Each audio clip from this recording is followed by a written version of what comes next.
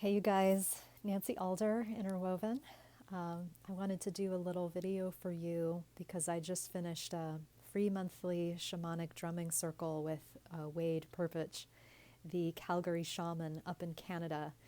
And there are a lot of things I really appreciate about the way that Wade facilitates these groups. One of them is the fact that I just get a lot of very clear visuals working with him, which I really appreciate. And also the fact that he just has a very patient, simple, down to earth way of describing the practices for people who are new or needing refreshers. And today, one of the practices he had us do was a shamanic journey or just connecting with our spirit guide, asking for what we most need for healing right now. And he introduced this practice in a way I really dug, which was to say that often what we think we need is several steps down the path, and that what we really need is actually, one immediate step right in front of me. So what that meant for me is that I'm always thinking about, how can I find a place that is just so quiet where I can really, really rest? And I don't have that right now. So there's a lot of things I feel like I need to orchestrate, like where am I going to move and all of that. And then I don't actually end up getting my need for rest met. And so I was thinking when I went into this journey that I was going to get something about, how to really rest more deeply. And to give you an experience of what happened to me when I journeyed, I would like to take you through a little guided practice. So you can listen through this all the way and then decide if you want to do it on your own, or you can go ahead and just close your eyes right now and let my voice guide you. So the first thing that happened when I closed my eyes, and I invite you to do this, close your eyes and imagine that with each of your exhales, about 2 feet in front of you, you see an invisible barrier start to flare up.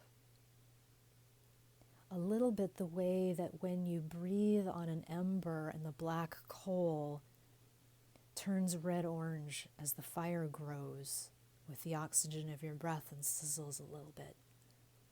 And then as your inhale ends, it dies back down. Imagine this invisible barrier being fortified and sizzling into a little heat and light with every one of your exhales. And now see if you can imagine this barrier extending all the way around your body, kind of like a long rectangle with rounded edges like a doorway, just wrapped all the way around you. And with each of your exhales, it flares maybe a little brighter. You might sense something in the darkness before your inhale becoming more solid.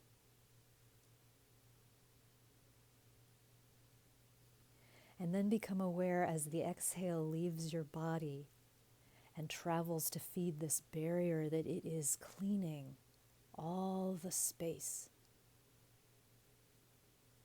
between you and the barrier, that 2 foot or so space around your entire body. And anything that's not yours is just being cleansed and pushed aside.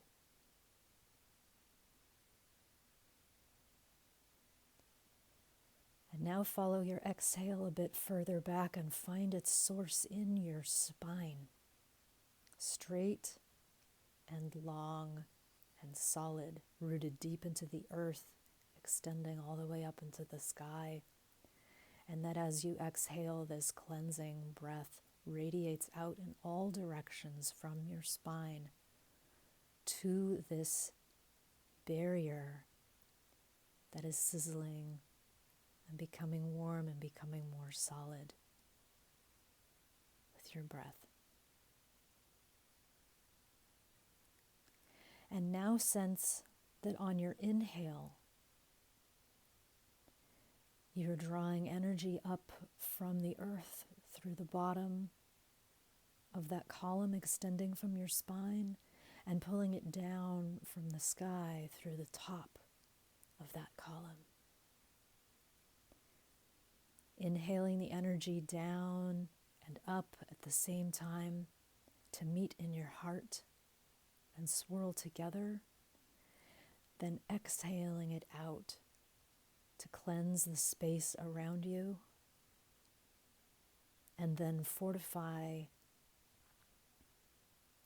this barrier, solid, strong, dark, flaring up like an ember as you feed it.